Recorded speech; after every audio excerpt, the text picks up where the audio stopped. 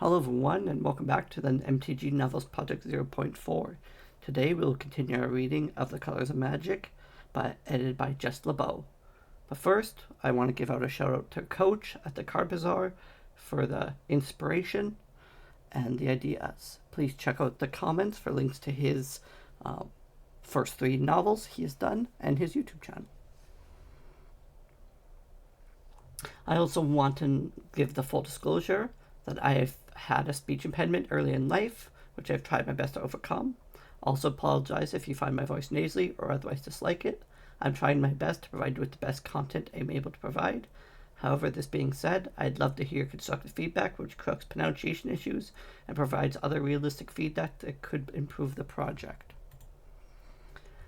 A legal note: this is an unofficial audiobook with original content belonging to Wizards of the Coast. This content is covered under the 2017 Wizards of the Coast fan content policy. Listener discretion is advised. So we are continuing with white. White is the color of temptation and innocence, purity and civility. People characterized by this color love life and longevity, but do so without excess or grandeur. Some see white as childish, a return to youth, but others know it to be filled with focus and desire to live an uncluttered life. White is for the honest, the righteous and the eager, the decent and the civic-minded, who stand up to protect justice and honor. It is the color of the plains and temples, the color of the scholar and the virtuous knight alike. White is for those who believe in a cause and believe in themselves, for those unafraid to stand up in the face of adversity. Reprisal by Leupold. It is late, but I am too excited to sleep. A young man like myself, with little experience, rarely gets such an opportunity, but I am determined to make them proud.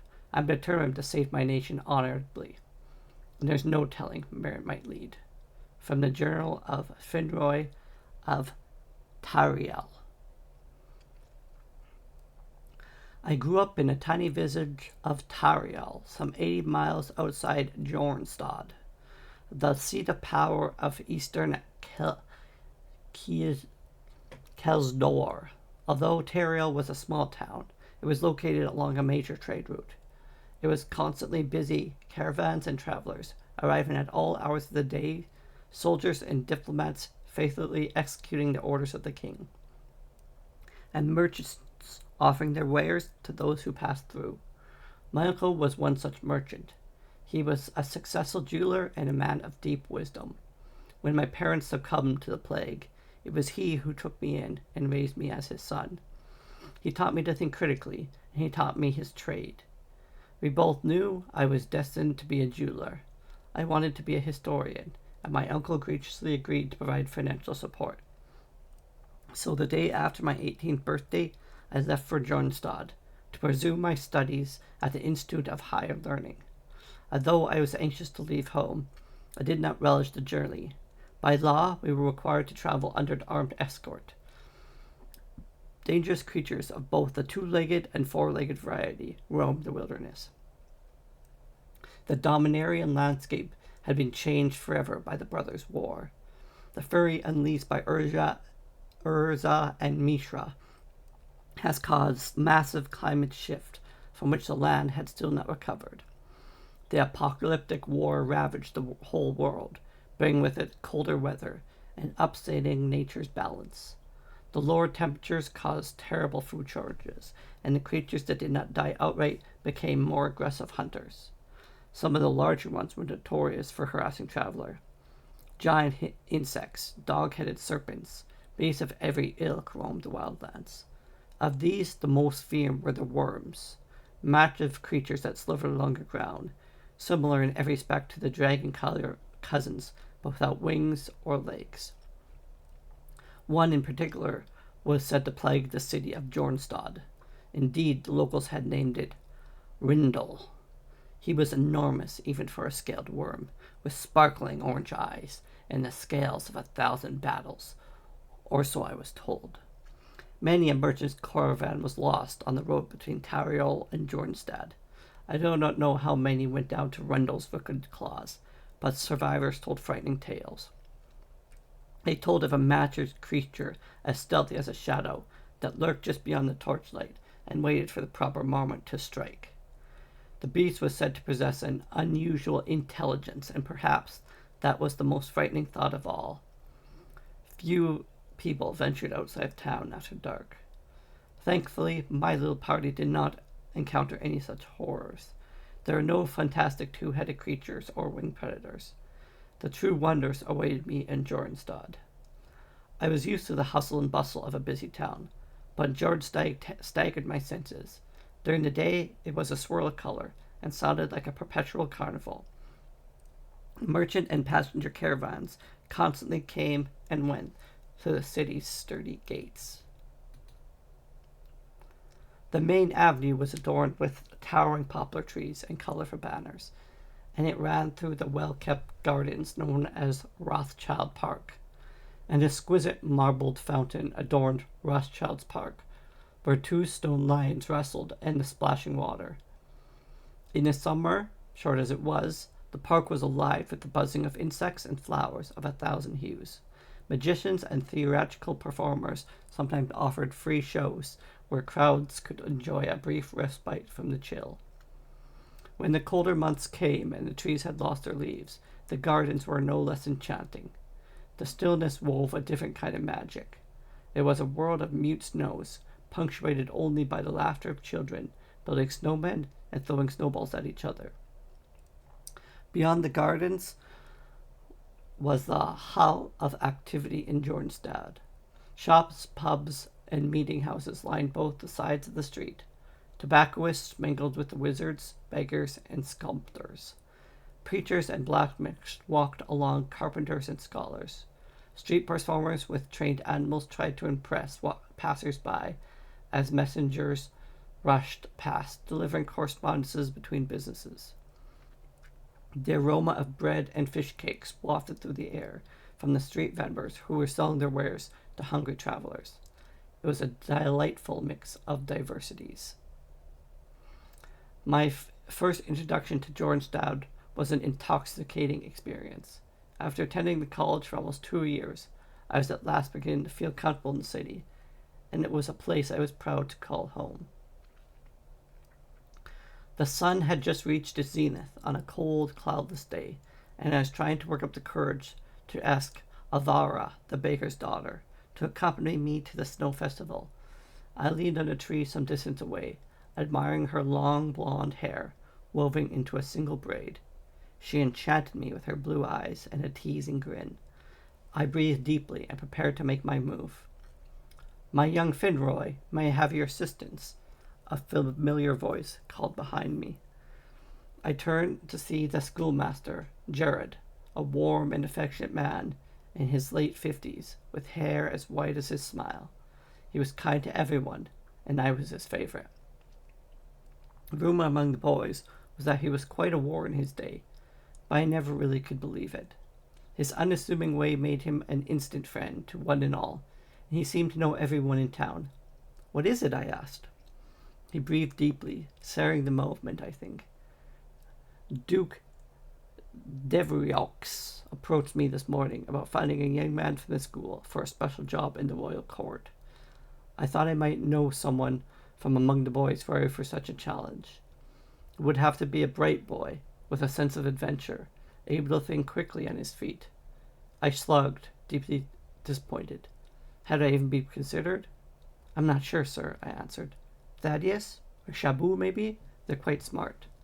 A smile broke across his withered features. "I recommended you," he said after a brief pause, shaking my hands. "Congratulations, Finroy. The job is yours if you want it." After a stunned silence, I gained my composure. In my excitement, I almost forgot to ask, "What is this job exactly?" "Well, Duke Devriox didn't say, but he's a very powerful man, and if he said it was an important job, you can bet it's the opportunity of a lifetime. He said you may even have a chance to work under Lord Rothschild himself." Lord Rothschild. The region had many good years under his reign. Farmers and merchants alike prospered under his rule. Men idolized him. Ladies swooned for him. Every child emulated him. Peace with Balduvia, uneasy as it was, had begun to take root. Food was plentiful, everything was going well, and Lord Rothschild got all the credit. During the 5th year of his reign, a popular movement began to immortalize his likeness on the currency. Everything was paid for in Rothies, which bore the inscription Lord Rothschild, will of iron, tongue of silver, heart of gold. Rich traders donated money to erect larger-than-life statues of him in town squares. Competition broke out, as each wanted to be the sponsor of the largest and most beautiful statue. His face was everywhere. Working for Lord Rothschild would be an amazing experience. Shoulder to shoulder with one of the greatest leaders alive. I could study his every move and see what made him shine. I was enormously flattered that Jared would recommend me for such important work. Of course I would seize the opportunity. If I had taken the position, would leave meeting the college, and my studies were not yet complete. All would be the best, I thought, but because they did not teach what I wanted to learn the most. I was no wizard, but I was seeking to understand the meaning of white magic and the significance it had for all Kjaldarians. I knew only that it was our history, our present, and our future. I got no sleep that night. The thought of meeting Lord Rothschild the next day had my mind racing in a million directions. The dormitory seemed too quiet.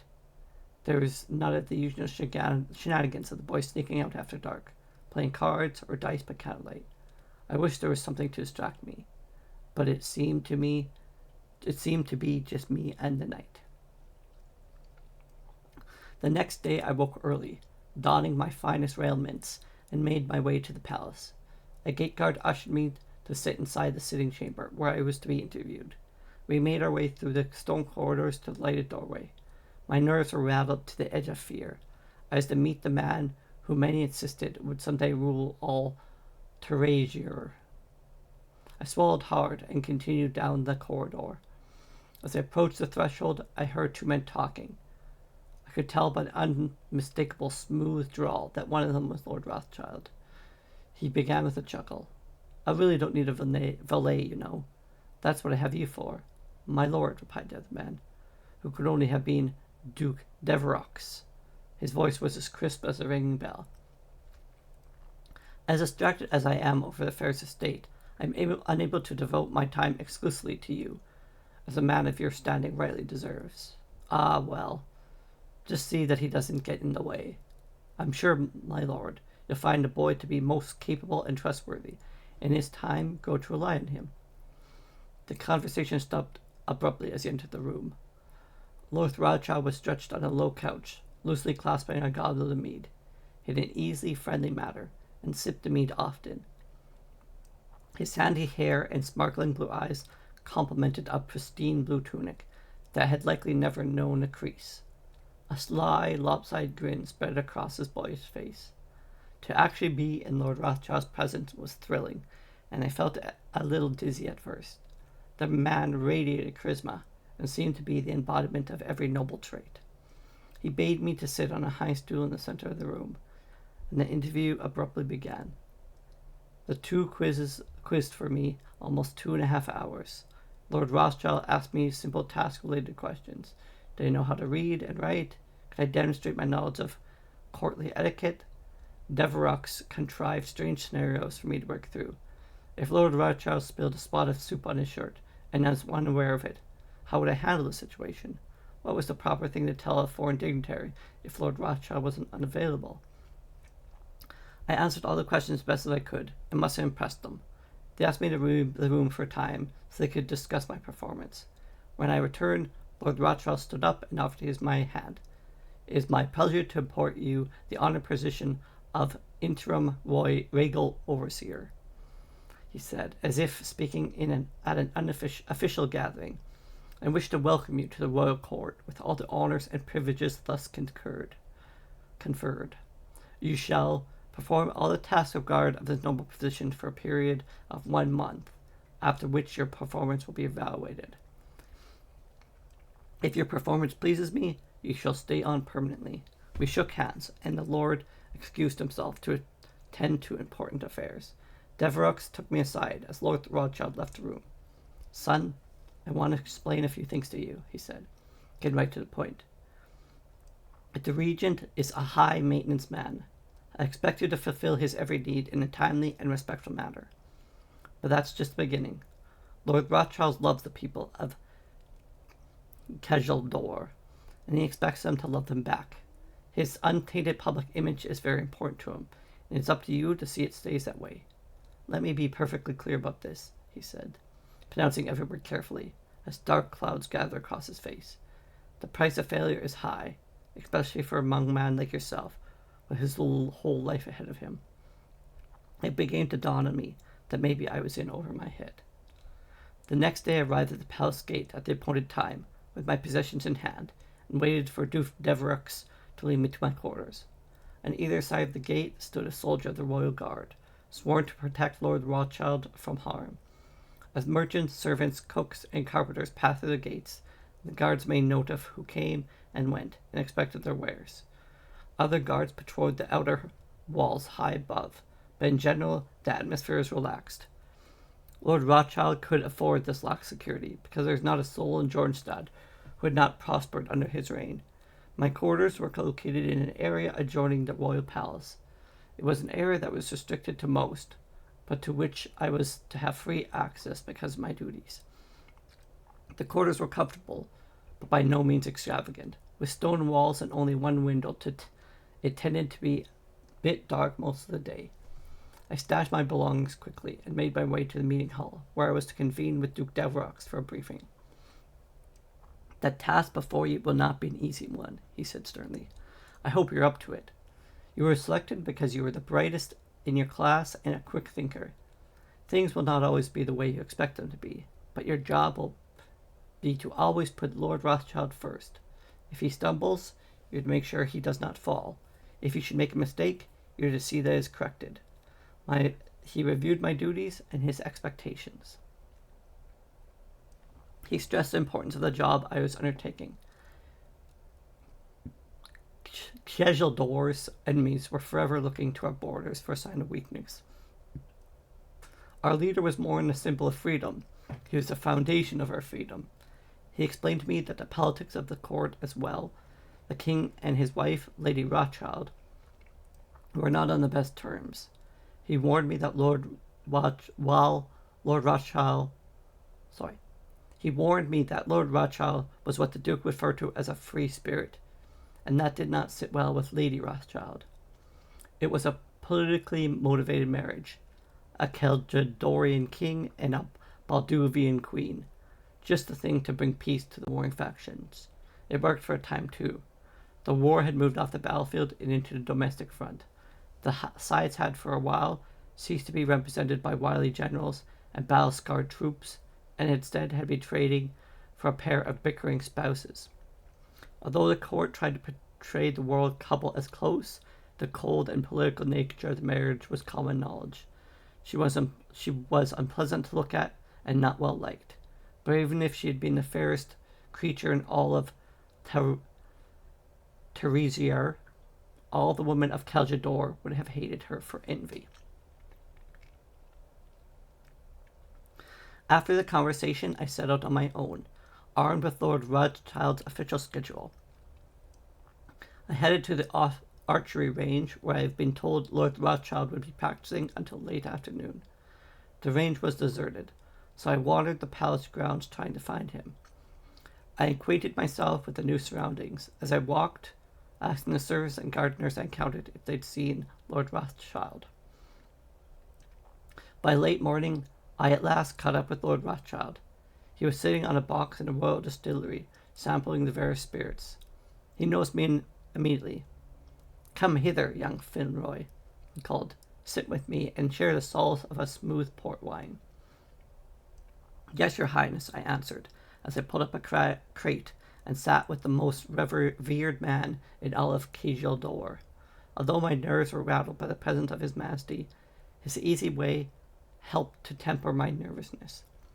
"I'm sampling a variety of blends for my upcoming meeting with Lord Barris of Ojam," he said, gesturing to 4 half-empty boxes behind him. "It's so important to have the right beverages at meetings between leaders. The proper drink can lubricate the political machinery. That's the secret of diplomacy." The Boduvians' bloodthirsty urges could never have been subdued with a wine fine as these. A harsh people like that require a harsh drink, a drink with savagery and bite, the kind of drink that hacks at your tongue and leaves you for dead. Once you understand people, it becomes plain that only cackleberry gin is right for one such as they. Serve it at negotiations, and you're bound to earn their respect. I sat with him for hours as he expounded his theories of diplomacy through alcohol.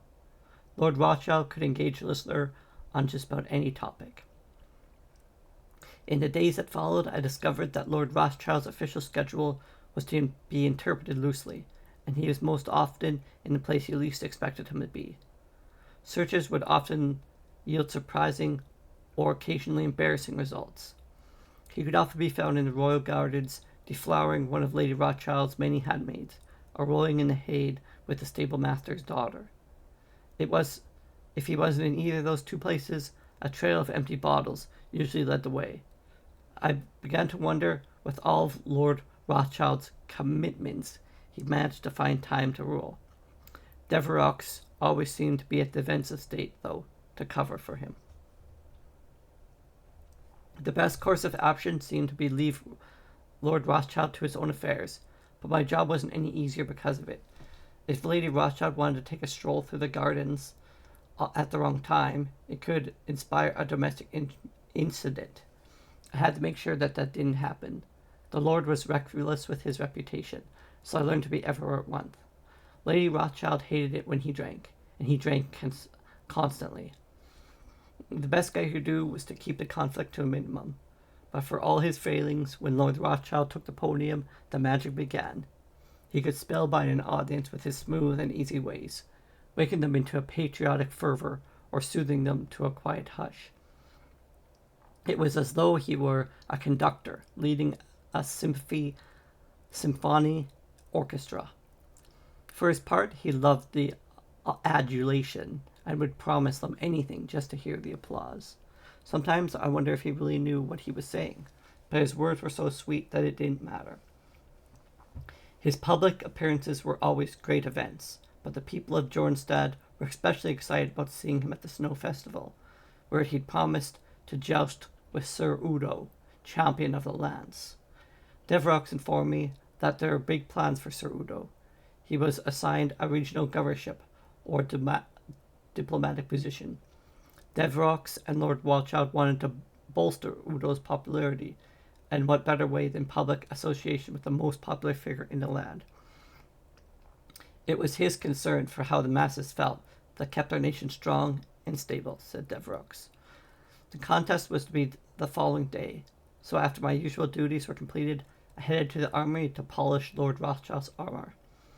I stepped into the room where few were allowed to go, and set down the cloth and bottle of oil I brought with me.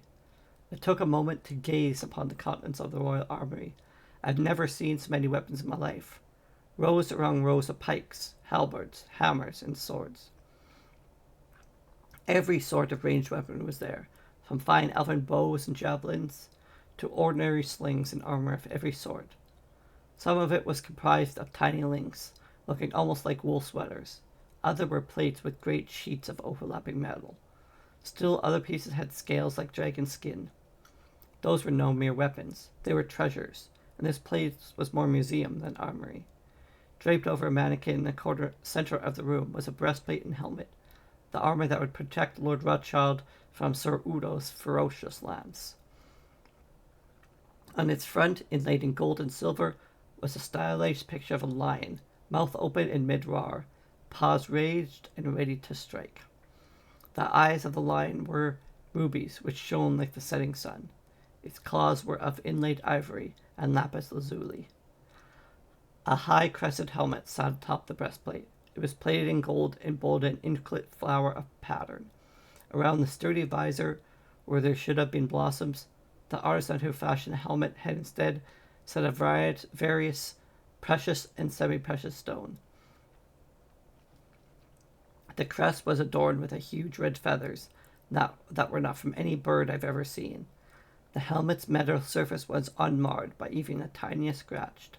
I wonder if it had even been worn.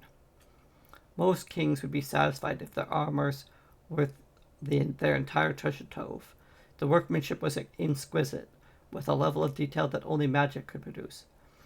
I didn't know how Lord Rothschild had acquired the breastplate, but I was pretty sure it wasn't made locally. For almost 2 hours I polished the armor. When I was done, my arms ached and my back hurt, but the outer shone like the moon on a clear night. Looking at it, I could see my reflection clearer than in a mountain lake. The next day, it seemed as though every man and woman, child in Jordanstead had turned out to witness the festivities. I was anxious to see Lord Rothschild square off against the popular Su'uru as anyone in the crowd, but I was a little nervous. I made my way past the concessionaires, staggering under weight of Lord Rothschild's armor, which I brought in a canvas sack. It was a little too warm for a snow festival, but everybody seemed to enjoy the chance to sit aside their work and socialize. Children tug on their parents' clothing, coaxing them to buy a sugar stick or a rag doll. Kajaldorians, young and old, peruse the wares of the local artisans, admiring the workmanship of a designer cloak, or haggled over the price of a commemorative Lord Rothschild 5th anniversary plate. A band was playing Live Free Chaldor, a happier version of the traditional march. Lovers danced at the strains of flutes and elven lyres. Music caressed the clouds, and the smile was on every face. I walked to the stable area from where Lord Rothschild would enter the jousting arena, and positioned myself in the doorway. There I could watch the people go by as I awaited the Lord's presence. I listened to the music and searched the passing faces to see if I could find Alvera. She'd surely be impressed if I came by and saw me working for Lord Rothschild. In a huge sea of faces, I was unlikely to find her, but I decided to lean against the wall and look bored, as if I hadn't had a care in the world, or case she could see me. Time passed, and still Lord Rothschild did not arrive. People began to assemble in anticipation of the joust. A harlequin dressed in red and white taunted passersby in a playful fashion. He imitated their mannerisms through a dancing puppet. The creature almost seemed to have a life of its own, its strings the only giveaway. My thoughts turned to Lord Rothschild. He still had not appeared. He's a responsible leader and the most powerful man in the province, I kept telling myself. Of course he'd show. If he can run our kingdom, he can certainly show up for a major event like this one, especially one as important as this, where he's the main attraction. It wasn't working. I was as apprehensive as ever. I stared at the arena's great sundial and watched the shadow crawl across its face. Each moment felt like an eternity, and the crowd began to grow restless. Deverox entered the stable and looked around. I fidgeted nervously and tried to avoid eye contact. Saying nothing, he shot me a stare that could kill a charging warbeast. Glares at me until I thought I could see what he was thinking. His eyes slowly wandered to the empty armor sitting on the floor. Abruptly, he turned and left.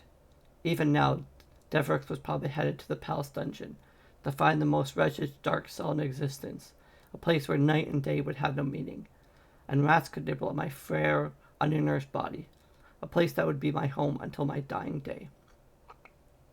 I ran from the stables to the deserted streets, dancing from place to place. I checked all the usual hideouts for any sign of Lord Rothschild. There's no sign of him in the bathhouse, nor the usual gaming field. He was not found in the distillery, nor the wine cellar. He wasn't in the armory, and I doubted they'd be anywhere near the library. My desperation grew, and I was all too aware that time was passing. I returned to the arena, foolishly hoping that he'd show up in my absence. Of course he had not. No one had seen him, and his armor lay untouched. I saw no way out. I grabbed the armor and donned it as quickly as my hands would move, fastening the buckles and strings as best I could. I placed a great helmet on my head, lowering the visor. As far as the crowd knew, I was Lord Rothschild, and I would have to do my best to live up to his legend. I called a stableman to help me, and with much assistance was able to mount the Lord's white steed. I hastened through the gates and into the arena before my good sense could stop me. Riding into the light from the darkened stables, I was momentarily blinded. I could hear the crowd erupt in a roar of admiration. For a moment I basked in the glory and love of townsfolk. When my vision returned, I beheld Sir Udo, waiting in the center of the arena. He was built like a war engine, solid as an obelisk. His armor was bright red with black trim, and it dazzled the eyes. Lights danced around him like shooting stars. Whether it was a trick of the light, my tired eyes, or magic, I did not know. He sat aside a coal-black horse. The stout beast's ebony hooves pawed at the dirt, and it impatiently dipped its head. The creature seemed barely able to restrain itself, so anxious it was for the crash of steel and the smell of dust and blood. A stable hand passed me the banner of Casual Door and lifted it up. I rode around the arena 3 times, as was the custom. Ladies threw flowers on the field and children waved.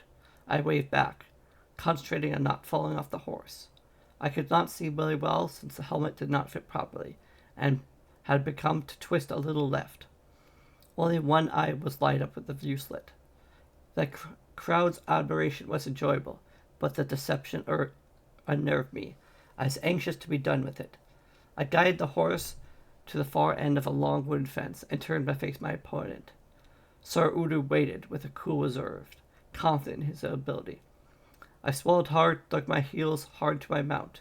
In a flash I was off, the king's mighty steed rippling beneath me, gathering speed as I galloped toward the knight. My balance was precarious, having been jarred by the horse's quick start, and held on both hands. My lance tugged limply under my arm. The distance closed in a hurry, in fact, far faster than I anticipated, and I was unable to lift my weapon very far before Udo's first lance struck me square in the chest. The world receded as I flew back like a puppet on a string. Everything seemed to suddenly get very quiet, except for the screaming pain in my chest. I would have screamed too, except I couldn't breathe. It was as though a woolly mammoth were standing on my lungs, while a fire burned inside. When breath at last came, I was only able to pant in quiet, shallow gulps. Each introduced me to a new world of pain. I looked around to see knights and squires rushing to my aid. Gathering my wits, I staggered to my feet and waved them off, lest they remove my helmet and reveal my deception to all assembled there. I wobbled to the edge of the arena, desperately trying to look unwounded. I think some of the knights helped me as Deverus came forth to meet me, flanked by the royal guard. He dismissed the knights who were helping me, and I had lost my tenuous grip on consciousness. Angels swam in the aether, singing the most beautiful melodies I've ever heard. Millions of blue and green bubbles, glowing with inner light, washed across my body like fireflies in a sea of liquid diamond. The angel song faded slowly, and a dull, thumping pain ushered me back to consciousness. I woke under the ministrations of Ariel, the royal herbalist, a woman in her early 30s. She had dark flowing hair and kind eyes. She wore a loose white blouse, and a featureless coin dangled from a gold chain around her neck. I stared at the coin and realized my eyes were still too blurred to discern any details. A steady buzzing hummed in my ears. Ariel knows I was awake. "How do you feel?" she asked. "I don't know. I do seem to be in one piece." "So what happened to you?" she asked, as she applied a magic elixir to my wound. A hunting accident," I replied, still too groggy to make up a decent lie. She smiled. "A hunting accident? I was, kicked by a horse," she continued. She continued to smile. "Have you heard about the terrible blow Lord Rothschild sustained while jousting?" "Indeed," I said. "How did he fail?" "He'll be fine," she laughed. Bit by bit, Ariel reconstructed me. As she wove spells and mixed potions, we talked. She told me the people of Jornstad were disappointed at Lord Rothschild's loss to Sir Udo, but were already making up excuses for the champion's defeat. Sir Udo was more popular than ever, and citizens were crying for me dash. I didn't want to think about it. I got 2 lessons in white magic that day. Lord Rothschild's armor, it turned out it was enchanted with powerful magic. If the armor had been weakened, I'd been probably killed by the lance, although my broken rib might argue the point. I had also had a first-hand experience with miraculous healing magic. Ariel's unguents and potions had me patched up, and with only a day of rest, I was able to get back to work. Ariel said she could Ariel said she could work wonders on wounds far more serious than mine. Still, I realized that the power to heal, impressive as it was, did not keep Kejildor's enemies at bay. Powerful protection was not the reason for our nation's greatness. There must be more, I thought. Ariel advised bed rest for the remainder of the day. But since I really wasn't tired, I sat in bed reading adventure stories. Long after, Lord Rothschild stopped by to check on me. I wanted to scream, "Where were you?" But of course, one does not speak that way to a king. So we both avoided speaking of the obvious. "You're an astute young man, Finroy," he said with an air of discomfort. He was more subdued than I'd ever seen him, and there was a serious look in his eye. "I'd be proud to have you as my regal overseer. You have shown your true mettle in performance of your duties. Admirably. Congratulations." "Thank you, sir," I croaked. "Well, the healer told me he'd be making a full recovery," he said, changing topic quickly. "I'm glad to hear it." We made light conversation for some minutes, and then Lord Rothschild wished me well and excused himself. Come evening, another visitor appeared. Deverox, whose only interest up to this point had been to issue dire threats, almost seeming to show actual concern for my well-being. "Your service to the king is rightly appreciated," he said. "You are a true patriot and an upstanding citizen of the nation of Kejildor." Even when granting compliments, the Duke had a foreboding manner. If I'd only heard his tone and not his words, I might have feared for my wife. Yet his actions were friendly enough. He petted me with a box of wafers, which were wet with some kind of paste. They were, he explained, a remedy his mother used to give him when he was hurt. The thought of Duke Deverox having a mother was enough to make me smile. I sampled one, and it was the most wretched, putrid concoction I'd ever tasted. Despite an almost overwhelming urge to spit out the pastry wafers, I choked them down one by one. This was the first genuine kindness I'd been shown by this man, and I certainly wasn't going to insult him or his mother. I wondered why Fork remedies were always so unpleasant. We talked, and his candor was unusual. He told me that Lord Rothschild's father had died in a sporting accident when Lord Rothschild was only 6. His mother had taken the following year by consumption.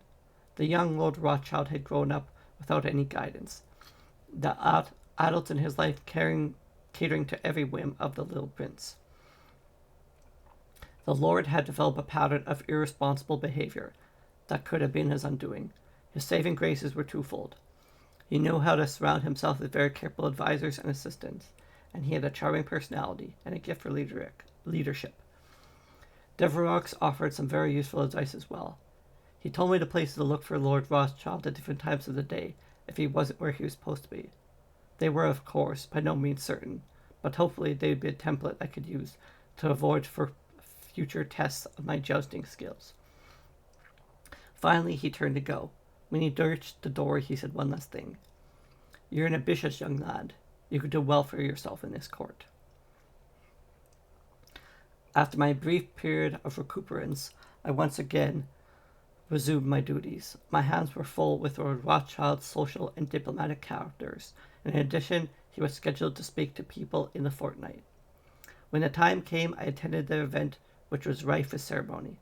He stood up to speak from his balcony, looking every bit like a man in his element.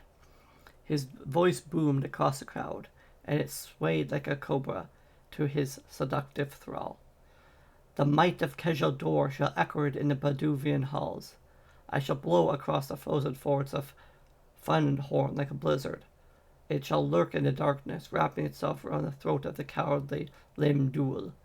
The foes of Kejildor will scatter like the chaff on the wind before invincible armies. In a symbolic gesture of Kejildor's greatness on the morrow, I shall venture into the heart of the forest to slay the vile, scaled worm Rindle. Its head will grace the town square for all to see, an icon of Kedorian pride." The throng went wild. "Is there no limit to his greatness?" they murmured. "Kejildor is truly the mightiest nation Tereziraer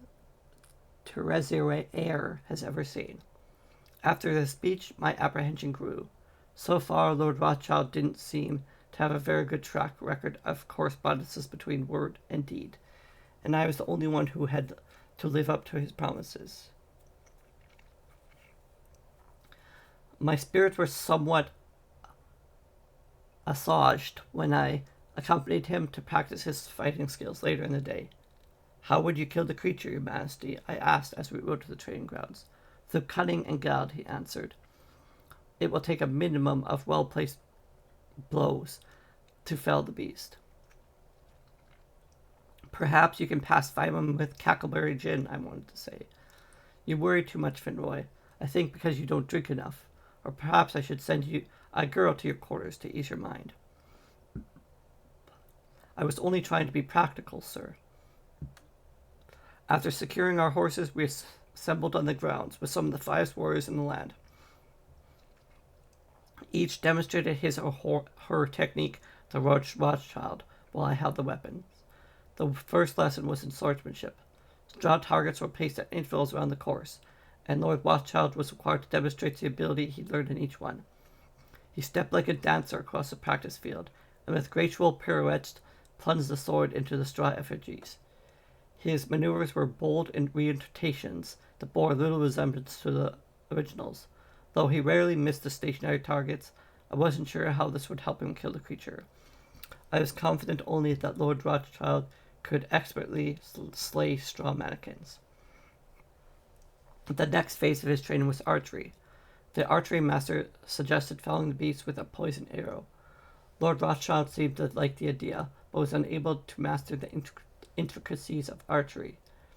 Arrows flew hither and thither, and none found their mark. One came dangerous close to hitting the master, and Lord Rothschild called a hasty end to the lesson. I spent the rest of the day watching him wrestle with pikes and halberd, axes and slings. In the end, I'm not sure that any real progress was made, but Lord Rothschild seemed very proud of himself, so of course we all congratulated him. "I shall cleave the beast's skull with one blow from this mighty axe," shouted Lord Rothschild as he raised Russian above his head and wobbled slightly off balance. "Oh, woe to the foes of Kajaldor," I responded nervously. We packed our belongings into saddlebags and left the training field. Lord Rothschild told me he was eager to square off against the creature, and asked me to bring a bottle of wine and meet him the next morning by the fountain in Rothschild Park. My appetite was gone, and I got no sleep that night. When morning came, I dressed smartly and headed to the park to see Lord Rothschild off on the glorious hunt. I stopped to buy wine from Jorgensen, the stuttering priest, and was off on my way by the time the sun had risen. I arrived half an hour early and waited impatiently. I could not help but think of the glory this deed would bring to Kejador, and how the Balduvians would tremble when they heard. And then again, there was an outcome I hadn't considered. Lord Rothschild might be eaten by the scaled worm, and the Balduvians might descend on the weakest kingdom, reduced all of Kejador to smoking ruins. I tried not to dwell on that possibility. The sun crept higher and higher into the sky, and Lord Rothschild did not appear. I thought he probably wanted to be off and had taken an early start. I wanted to be sure, though, so after 2 hours I headed back to the palace to find him. Wandering the palace grounds, I asked those I met if they'd seen Lord Rothschild. The gardener hadn't seen him, neither the maid. I could hear Lady Rothschild conducting her own search for him in a shrill voice. I searched the archery range, the kitchen, the sitting room, and even the brothel, all to no avail. I made one quick check in the stables to see if Lord Rothschild had taken his horse. I opened the door and stepped inside, where I was greeted with the most disturbing sight. Blood rushed to my head, and my knees weakened. The only thing I could hear was my heartbeat, loud in my ears. My worst fears were confirmed. Lord Rothschild lay on the floor, snoring loudly, empty bottles strewed about him. There were pieces of straw in his ruffled hair, his shoes were missing, and his pants were on backwards. The place reeked of alcohol, and I started to feel lightheaded. I realized that if Rendell's head failed to appear in the town square by the next morning, Devereux might put my head on display. Without thinking, I ran to the armory, where Lord Rothschild's sword and armor sat sparkling in dim torchlight. I snatched the sword and bolted outside, my senses blinded to the world as I made my way through the narrow streets towards Fenhorn Forest. I plunged into the forest, recklessly zigzagging through the trees. The sky was overcast, and the green needles of the conifers and the deep brown leaves of the deciduous trees glowed in muted lights. On any other days, it would have been a beautiful sight, but today my world was dark, and the only sounds were the leaves crunching under my feet and the blood pounding my temples. For hours I roamed the woods, alternately running and walking. I was prepared to throw myself at the beast, if only it would show itself. After a while, I stopped to assess my situation. Alternate plans leaped into my head. I could kill the word, sever its head. I'd sneak back after dark and smuggle the head into town, while everyone was asleep. I was not trained as a warrior, but my one chance was to catch Rindle sleeping. First, I had to locate its lair. Something as big as a scaled worm would have a hard time finding a place to hide. But I soon discovered Findhorn Forest was a big place. I searched for places I thought the creature might hide. It would have a big pile of leaves or a cave. I came across no cave. There were dead trees and rocks, but no scaled worm lurked behind them. I walked around in a daze, fueled by hope. Hope of what? I wasn't sure. Did I really want to find this creature? Reality began to overtake me. I could not find the creature, much less slay it. My vision blurred, and hot tears streamed down my face. Frustrated, I dropped the sword and collapsed amongst the leaves. The cold numbed my hands, but I didn't care. I wished the icy chill would overcome me and rid me of my struggles. I lay there not moving as the wind whipped about me. I wonder how I managed to get myself into such a hopeless situation. I bemoaned my fate and cursed the gods and my foolishness. I don't know how long I lay there among the leaves, but it soon became apparent to me that the cold was not going to kill me. I was going to have to face my plight. I arose, picked up the sword, barely able to hold it in my frozen fingers. Dark shadows had begun to engulf the forest. A light snow started to fall. Strange sound echoes about me, like a call to dinner for all the creatures of the woods. I realized that I had a ferocious hunger. I had not eaten since the previous day. Without light, my chances to kill Wendell were nil, and my chance of getting killed were almost certain. I hurried back in the direction of town. I'd never been this deep into the woods before. The cold air stung my lungs, and my chest ached where the lance of Sir Udu had injured me. The trees seemed to take on a leathery skin and reached out to touch me. Every mound of moss began to look like the scale wormed.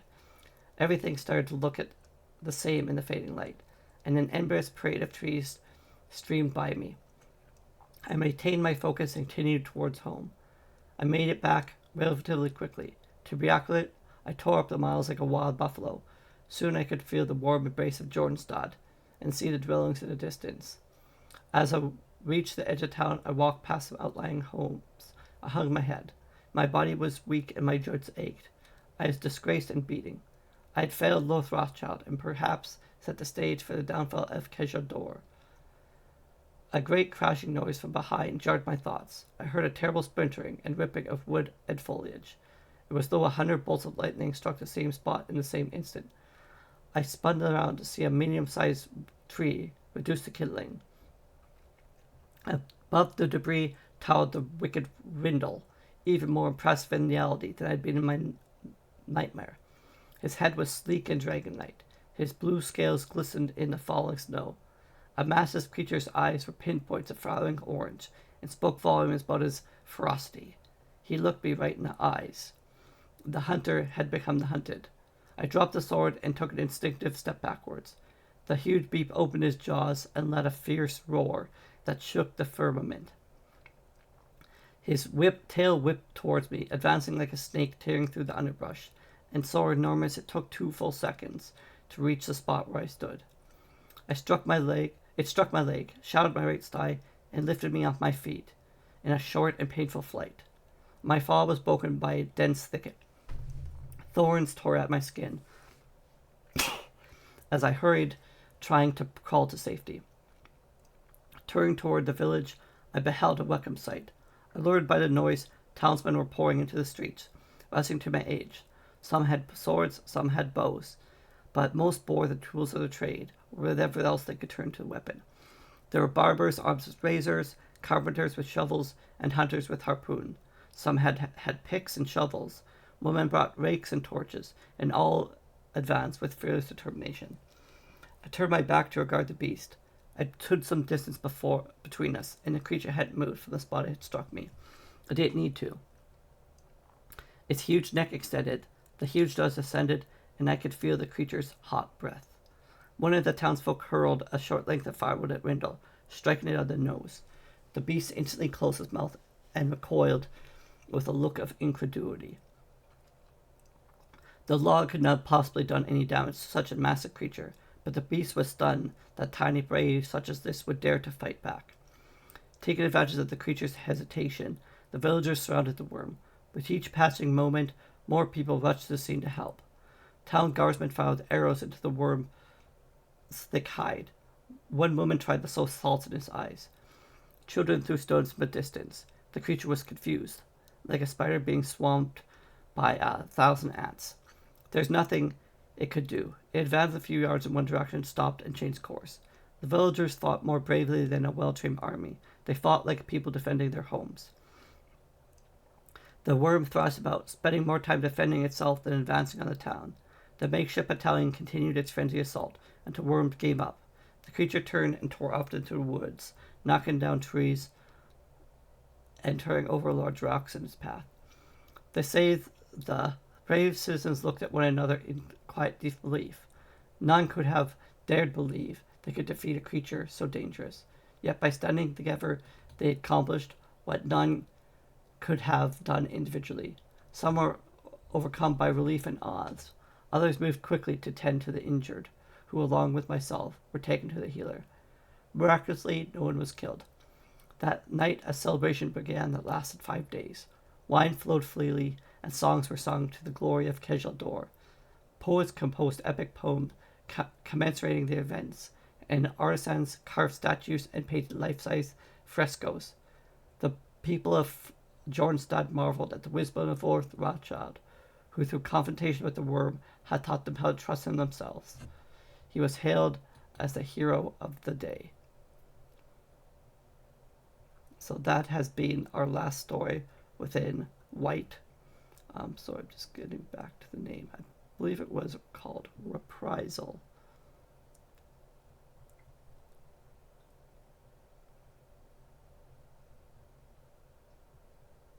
Sorry, lost my place.